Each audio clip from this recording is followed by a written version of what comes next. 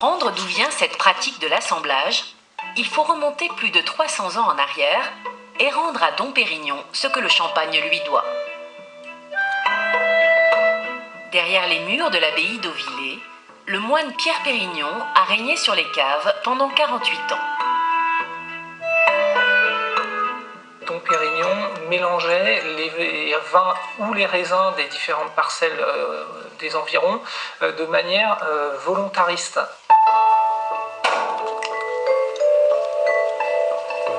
C'est-à-dire qu'il décidait de mélanger en fonction du profil de l'année, de la qualité de la récolte, les raisins de telle parcelle avec telle autre parcelle pour corriger les défauts des uns et des autres.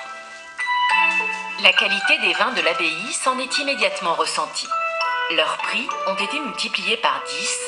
Ils sont devenus des vins prisés par les aristocrates du royaume. À partir des années 1700-1710, les vins de l'abbaye sont nommés explicitement sous le nom de Dom Pérignon, les vins du père Pérignon, et plus seulement de vins de champagne anonymes. Coopératives, maisons et vignerons pratiquent tous l'art de l'assemblage. Ils donnent son style à la marque. La plus vieille maison de Champagne, c'est elle. Sa signature, c'est lui. Frédéric Panayotis est chef de cave chez Ruinart depuis 8 ans. Avec son équipe de dégustateurs, il parvient à garantir aux consommateurs de retrouver toujours le même goût.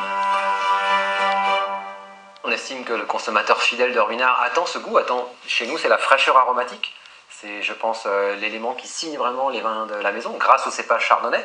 Et c'est ce qu'on essaye de reproduire année après année, malgré des récoltes différentes, tant en quantité qu'en qualité, avec donc des chardonnays qui peuvent être plus mûrs une année, moins mûrs une autre année. Donc c'est pour ça qu'on va assembler afin de retrouver ce goût. Pour cet assemblage, à la disposition du chef de cave, des dizaines de vins dont on voit ici un petit échantillon. Sur l'assemblage du air de Ruinart qu'on a fait cette année, donc on est sur une base 2014, on va trouver des chardonnays de différents secteurs.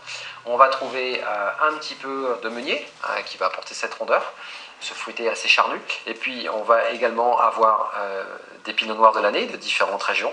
Alors sur le air de Ruinart, on va assembler entre 50 et 60 crus à peu près, mais ça peut varier d'une année sur l'autre.